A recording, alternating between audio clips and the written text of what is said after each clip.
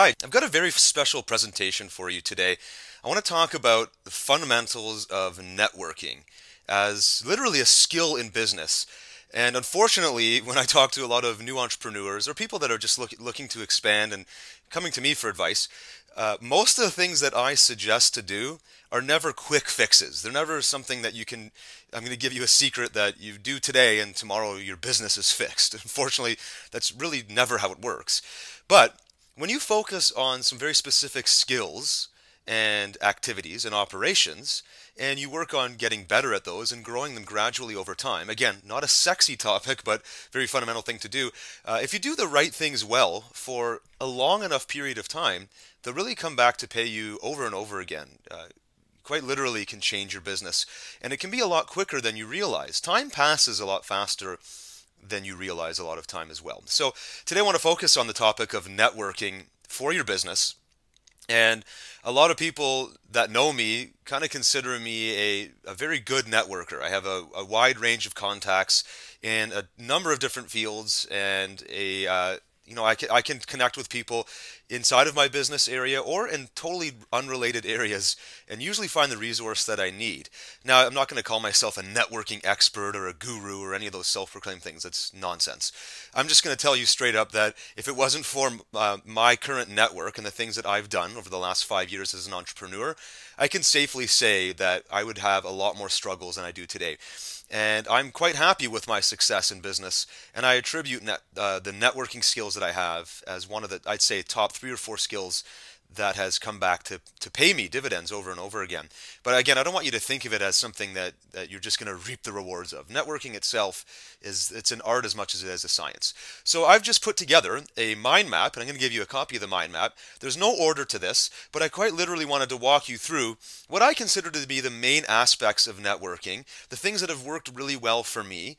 And just to give you a quick example, if I need something done, let's say I need to hire somebody to solve a problem, or I need a referral to work with somebody, or I'm looking for new business partners. All I need to do is send a couple of Skype messages, an email, or a Facebook message, and I can usually have more than enough opportunity in less than a day, sometimes within an hour, to solve all kinds of problems that I have in my business. And this was not the case years ago. This is something that I've worked on and built towards, and I'm sure you already know this to a degree. You already have your own network. Just want to give you some of the things that have been working well for me. So there's no order here. I'm just going to walk you through the various components. But at a high level, I'm going to go through networking mindset, where to network, the motivation that you get from networking and to stay motivated networking, the leverage that you get from it, how to stand out, some planning procedures for networking, and then a number of strategies that you will want to keep in mind as you do this. Now, again, there's no order to this, and even these high level categories I just ran through, this is just something I put together. You might want to change the category names or rearrange one bullet point to the next. That's not my point here. My point is to share what's been working well, and hopefully you can apply some or all of this. So let me zoom in here. We're going to go through one by one. And I actually want to start up here with the networking mindset. The networking mindset is something that it's going to be individual to you. How you look at networking and how you expand your network will come down to your personality, your goals, what it is you want to do, and so on. Some people are introverted, other people are extroverted. I don't consider myself an introvert, so it's easier for me than others to meet new people and to get a conversation going. There's no awkwardness. It's just natural for me. That's something that I've worked on and partially part of my personality. So you kind of have to assess where you fit into that. But in general, you can do some certain things from a mindset perspective to do well at networking. Specifically, the main thing here is quality and not quantity. Never look at your networking as, okay, I've got to go and meet as many people as possible, collect as many business cards, or hand out as many business cards as I possibly can, so all kinds of people know who I am, and then when I need referrals or I need something, then I can just call one of these people and my problems are solved.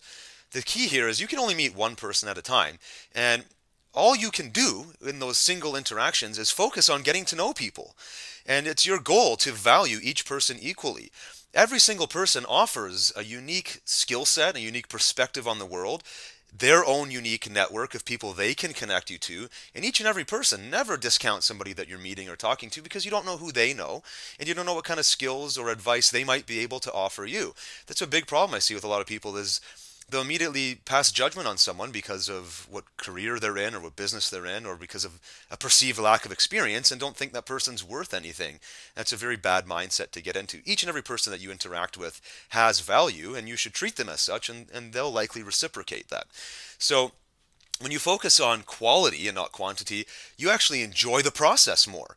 You can get to know people and hear their stories, and a lot of the time it's very invigorating. You can walk from those conversations inspired, which is something I'm going to get to in a minute as well. If you focus on giving and not getting, so when you meet somebody and you hear what they're working on, and you hear what their business goals are, where they're from, where they live, maybe why they got into business in the first place. Maybe it was to spend more time with their kids or to help out a family member. I don't know what it is. But when you listen to their story, you'll probably immediately get hit with ideas or think of people that you know that could help them. And just the fact that you can help them in some way, and you do that, makes you feel great. So if you just focus on giving and not getting, it makes the experience that much better. So that's sort of an overview of the networking mindset. Now let's go into a little bit more of the, actually I want to move over here to strategy, because strategy is something that, this again will be different depending on who you ask. These are the things that work well for me. Again, random order here. I've just put this stuff together kind of at the top of my head. Just move it over a little bit so you can see the whole thing. There we go. So I want to talk about 1, 2, 3, 4, 5, 6 general strategies. So first thing is asking genuine questions.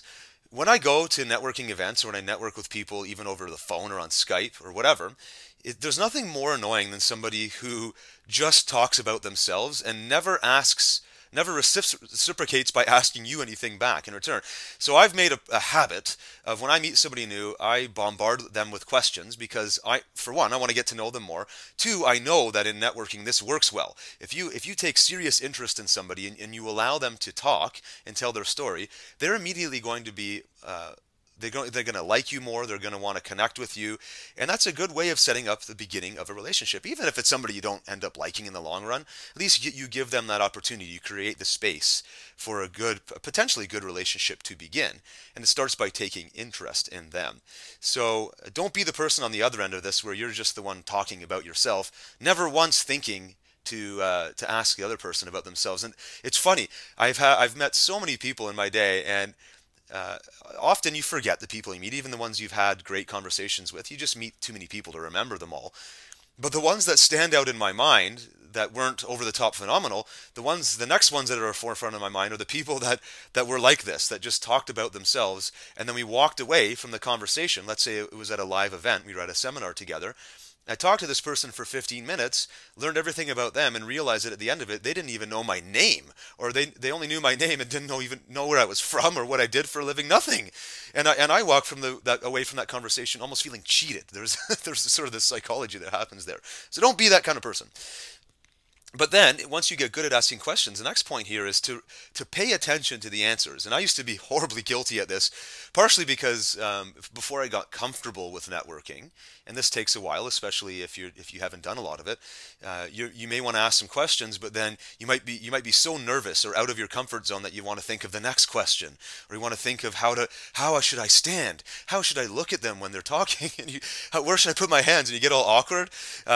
You may forget to actually listen to what they're saying.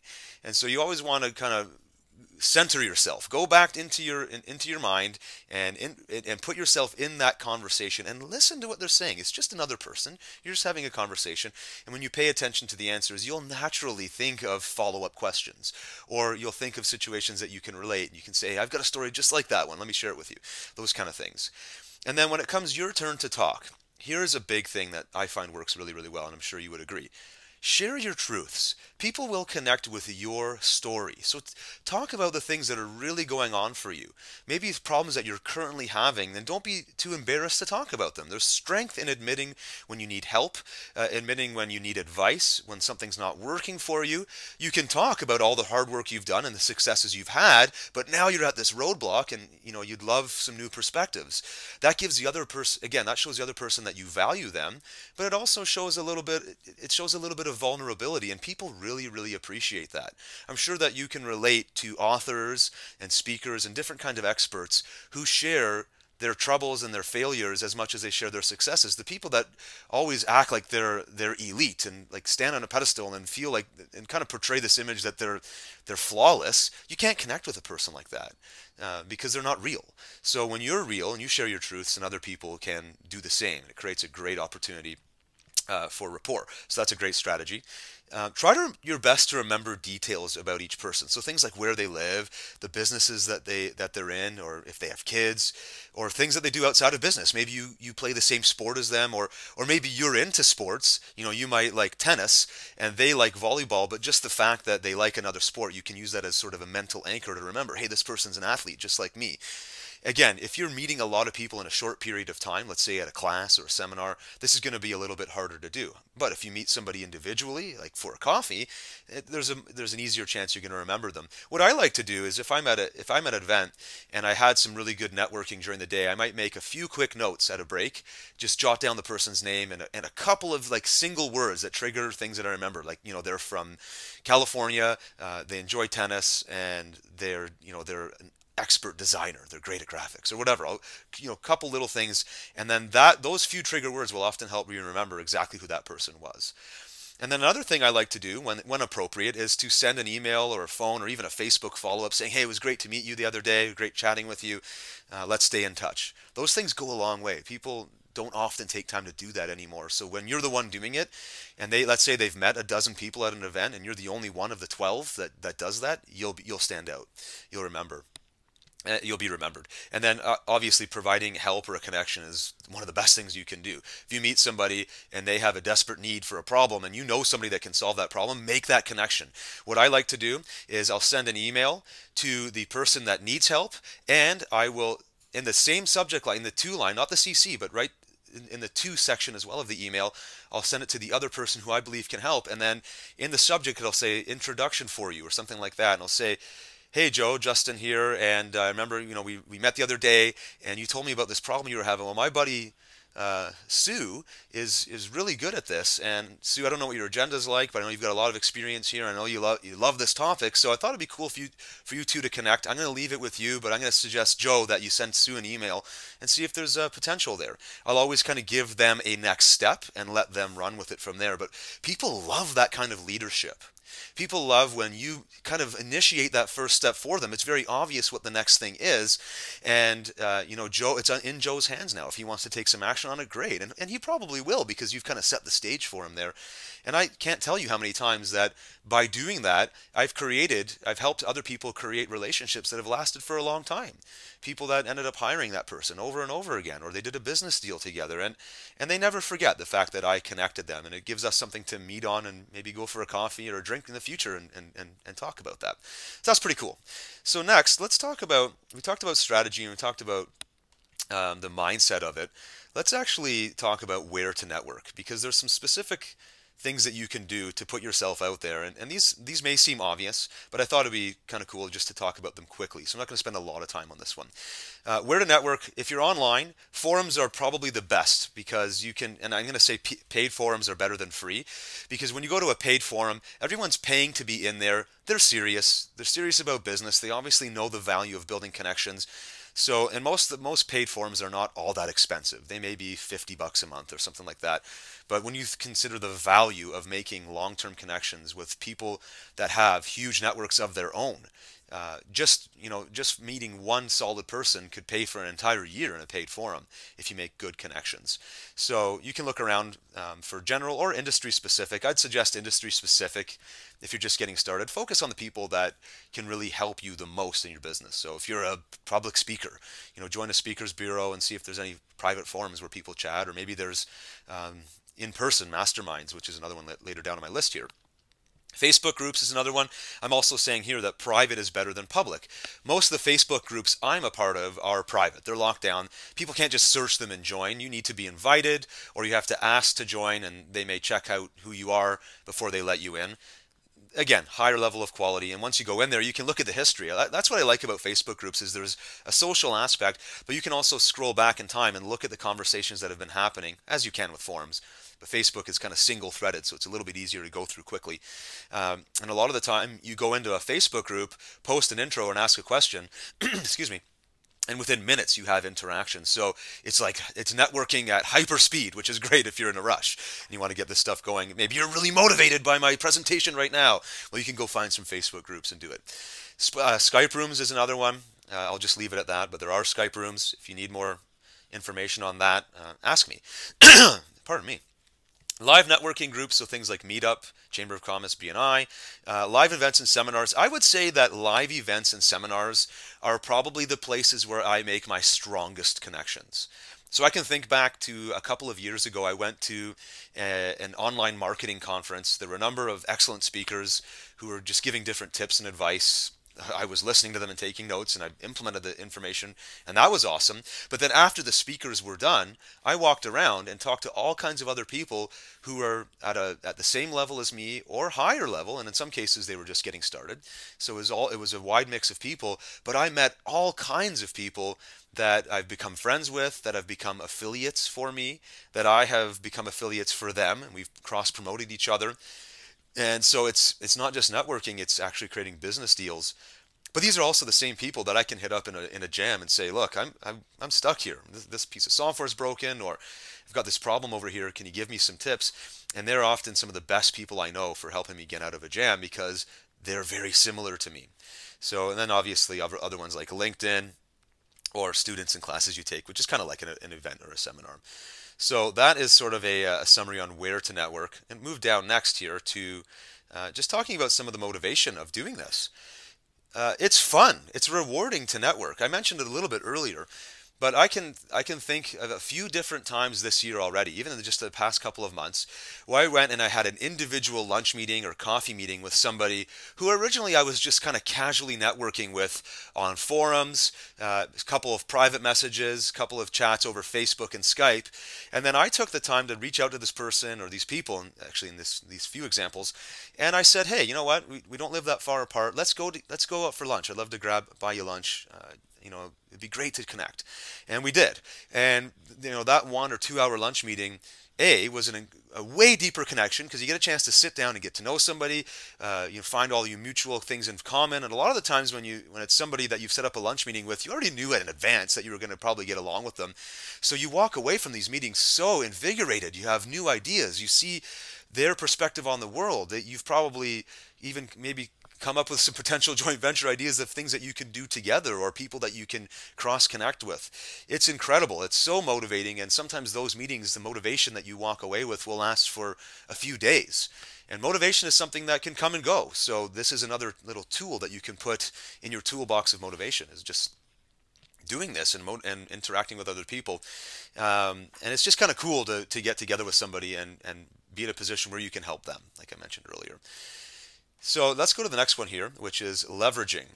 And when I say leveraging, let's make that a little smaller there. When I say leveraging, I'm talking about what benefits are you going to get from networking. Obviously, you're going to network to meet people, and there's a sort of a built-in benefit of interacting with other people is good for you. It's healthy for your mind and your soul and all that kind of stuff.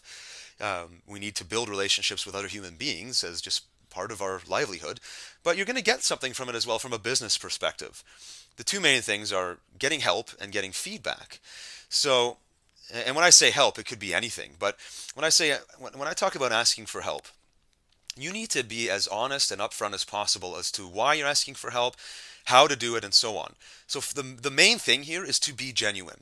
If you need help because you just busted your ass building a product for a month or 2 months and you have everything ready to go, but you have no way of figuring out how to get affiliates, then reach out to people you know and say, look, I've worked so hard on this. I could really use some help. I don't know how to do this affiliate game. Can somebody please offer me a couple of tips? How can I get affiliates to promote this offer for me? Any advice would be greatly appreciated. I'd love to be able to return the favor any way I possibly can. Just show as much willingness to help and gratitude for any help that people are willing to do. And when I see people doing that, I do my best to help them. And I've seen it happen over and over and over again. People that approach it this way get the help that they request. People love helping others. And if you come from a place of humility and you're humble like that, people are more likely to help for you. So be genuine and tell people why you need help.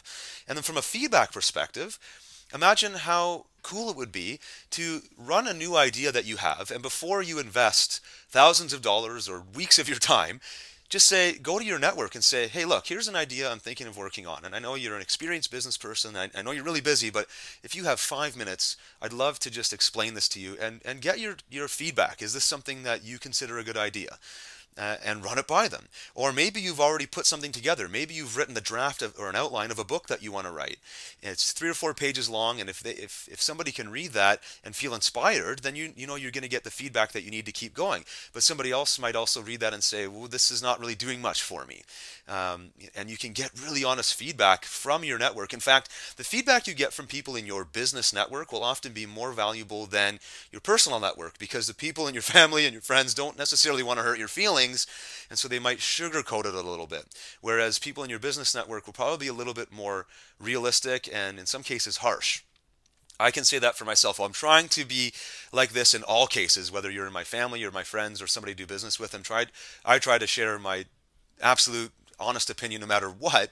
But I can say with a great degree of honesty here that it's just naturally easier for me when I don't know the person intimately.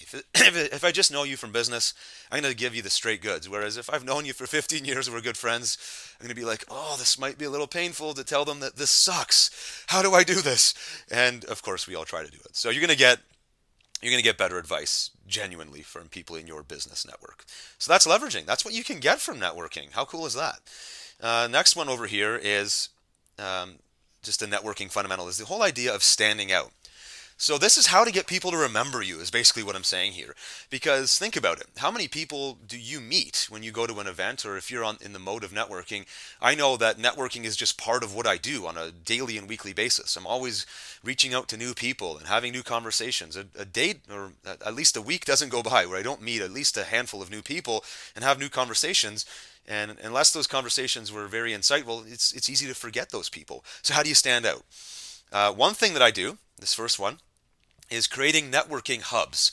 So what I mean by that is you create a place where more than one person can network. So a strategy that's worked well for me is Skype rooms. I've created a couple of Skype rooms where I was the one who took the time to put it together, and I went out and reached out to 10, 12, 20 people, whatever it was, and told them, look, the purpose of this room is I want to connect a number of us together that are very serious about doing business, and we all, in my opinion, do business in a similar kind of way.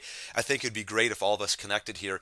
And people love it. They go in there, and it's not like we spend a ton of time in there. It might be a few minutes here and there every week, but people really value the fact that the group exists, and they appreciate me either directly or subconsciously as being the one that took the time to create a place for this networking to happen. So you can do that. You can do that by creating a live event, by creating a Facebook group, by running a Google Hangout and just inviting 8 people to merge minds together and get it going.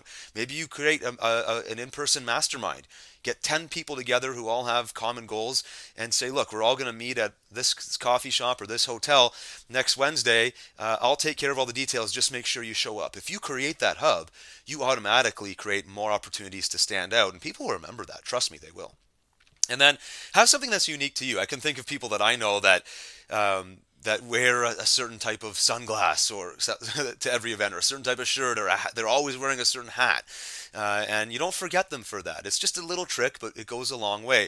I know that for me, people always know me because of either my sales videos or just silly, stupid videos that I've made. People know me because of my videos. I've made thousands of them, and I'll meet people for the first time, and they already feel like they know me because they've seen my videos. So that's kind of something that works out for me. I also remember people with funny nicknames. If they have something really hilarious that I haven't heard before, and tend to remember them a little bit more. So, so that kind of stuff works as well. And then the last one here is planning. And I kind of debated whether to even put this in here, but let's just quickly mention it. Planning is something that you can't necessarily plan for all of the networking you're going to do, because sometimes you'll just bump into someone and it turns into a networking opportunity. But when I say planning, make time to actually connect with people. So if you're not in a forum or a Facebook group, then go back over to that first step that I gave you, or that earlier step that I gave you, to join one of those, and then put some time in your calendar, either daily or maybe like every Tuesday morning and Thursday afternoon, and I spend half an hour reaching out to some new people. I'm going to ask a question, or somebody's asking for advice. I'm going to give them my advice or point them in the direction of someone I know that can answer their question, and just make a little bit of time in my calendar to do these kind of things. If I have a really cool insight that I just discovered, right? If maybe I just read a really awesome book and I walked away with this amazing insight, and I'm going to be using it in my business tomorrow, then before you do it, say, look, tomorrow I'm doing so and so, and I got this idea from this book over here. So here's a great lesson for you guys. A, here's what I'm doing. B, go read this book and see if it gives you the same kind of insight it gave me. You could post that in one of those forums. You could post it in a Facebook group. You could call someone up on Skype, a good friend that you've been networking with, and say, check this out. I've got this awesome strategy. 5 minutes. I just want to share it with you. Maybe it'll inspire your day. This stuff is really powerful, and it goes back to that other point I said about motivation. It's very motivating to do a lot of this stuff. And another thing you can do is just kind of keep an eye out. Always be aware. Have your radar up for opportunities to help other people in your network. It's so rewarding when, let's say you're in a forum and you're looking around, you saw somebody was struggling with who knows what it was. Maybe it was their self-confidence, or maybe they had an upcoming presentation, they were freaking out. And then you filed it, and then later on you remembered, oh, so-and-so can help them with that. And you call so-and-so, and that person says, hey, you know what, tell your friend to give me a call. I can, in 10 minutes I can resolve this problem for them. And you go and do that. And you can imagine how the person on the receiving end of that would feel, that they just posted a simple question in a forum. A bunch of people gave them, some friendly advice, and that's awesome. But you went above and beyond. You went and called a friend, and that friend offered advice that they'd normally charge for, and they got it for free. And their lives have been improved, and this problem has been solved because you took the initiative to do that. That's pretty empowering stuff, not only for yourself, but for everybody around you. So that is my networking fundamentals talk in a nutshell. I just want to make sure that I didn't miss any here. And I did not. So I hope that helps you. And again, everybody's going to have their own networking strategies, going to have things that work differently for you. I hope that you can take one or two or a handful of these and implement them into your own life. I can say without a doubt that if you took away all my money, all my resources, even my laptop, that I could very quickly build back my business and have my income thriving again in a very short period of time. And there's just a few things that I've done well over the past few years that would allow me to do that, and my current network is definitely one of them. So make it a priority. If you have any questions at all, let me know. Hope this helps you. We'll talk to you soon.